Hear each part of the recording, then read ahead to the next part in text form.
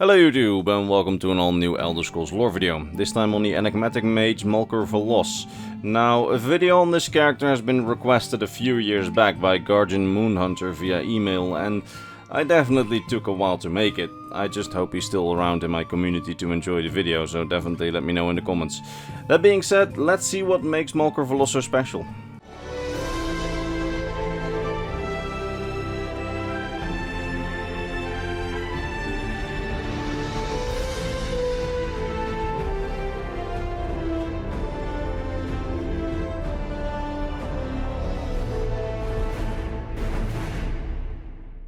So, Malkur Valos. He was a member of the Mage's Guild back in the middle of the Second Era, around the time of the Elder Scrolls Online.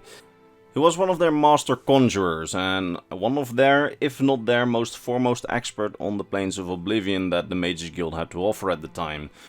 For this reason, Malkur would be among those chosen by the Mage's Guild to join the player during the invasion of Cold Harbor, which is Molag Bal's Plains of Oblivion, near the end of the Elder Scrolls Online's main questline. This is also the place where we as the player meet him for the first time, as he joins us during that final stretch of the questline. You can help him with some errands in Cold Harbor as he tries to regroup the mages of the guild after they've been scattered during the assault on Cold Harbor and they have been captured by Molag Bal's minions.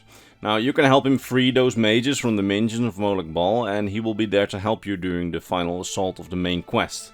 He is quite a cool character, and he has the ability to transform into a Daedric scamp, which gives him ideal camouflage to explore the Daedric realms, as he's able to fit in, like basically no other mage can of the Mage's Guild.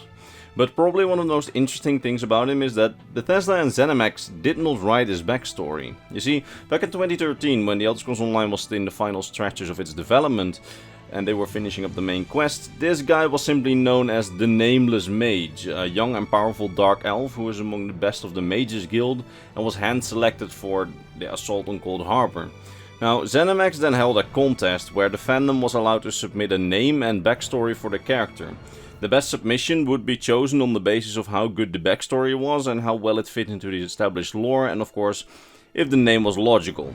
Now, they would end up reading all of the submissions, and there were more than 5,700 of them. And out of all the submissions, they chose the submission from a Californian named Jim, who named the character Malkur Valos, and gave him quite the interesting backstory, which ZeniMax then put into the game as they put the finishing touches on the Cold Harbor zone. Jim from California gave him the background that he was the only child of the Dunmer mage Malkur Valos. His mother died during childbirth, but since his father was too busy being a mage instead of being a father, he used his summoning skills to summon a golden saint, or Oriel as they call themselves. He summoned her to protect his son and care for him like a mother would. Now, the irony is that golden saints, who are loyal servants of the Daedric prince Sheogorath in the Shivering Isles, aren't generally too friendly to mortals nor care about them, seeing themselves as far superior kinds of beings. So I can't imagine this golden saint would have been a very kind mother surrogate unless she would have been, under the influence of a spell to make her kind. And yet, when his father Maros was killed while dueling another mage, the Golden Saint actually kept taking care of the infant Malkur Valos. The backstory states that this was out of some sort of commitment to the infant, even though the Golden Saints don't typically care for mortals. Although, considering that she was summoned, it may have also been possible that his father's spell summoning her somehow changed her personality to be caring for mortals, or maybe bound her to the child, which could actually explain her commitment. It's not specified how exactly this happened. Anyway, what happened was that the Golden Saint took Malkur with her to the Shivering Isles and thus raised him in a realm of Oblivion instead of on Nirn. Now, we know that long periods in Oblivion can actually be very bad for one's psyche, which is why, as we discussed in my video on the Battle Spire, the link to that is below in the description if you want to see it, mortals often need to acclimatize to the realm's influence first. But what I'm getting at here is that this could explain why Malkur can be sometimes a bit unpredictable and erratic in-game, although he mostly seems mentally fine. So perhaps the Golden Saint did take some precautions or let him acclimatize him some way, which is why he has some little quirks, but he's not completely, weird in the head. Or perhaps he just had a very strong mental capacity, or perhaps children react different to the influence of other realms when they're taken in as small children. We actually don't know that. What we do know, however, of his time in Oblivion is that from the Golden Saints he learned their principles of honor, duty and fidelity to one's word, which would come to define him as a person later on. We also know that he picked up vast amounts of knowledge on the natures of the Daedric planes, which led him to become one of the Mages Guild's experts on the Oblivion realms.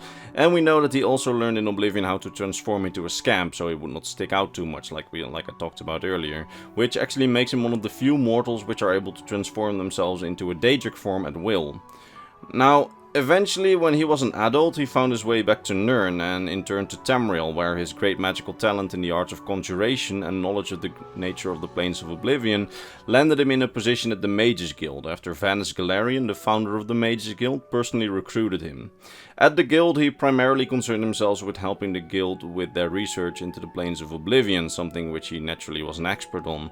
Now, we also know that during this time, before the game's events, he already ventured into Oblivion for the Mages Guild, as we know that the writer of the Emperor's Guide to Tamriel, which is the big companion book with the Elder Scrolls Online, actually mentions him being in Oblivion at the time the author was also there, and actually appearing to the author, advising him to get out of Oblivion, but actually not helping the author to get out, funnily enough. Anyway, that's where we meet him in the game. Like I said, he plays a role in the assault on Cold Harbor, having been handpicked by the guild to assist with the assault due to his talents and his knowledge.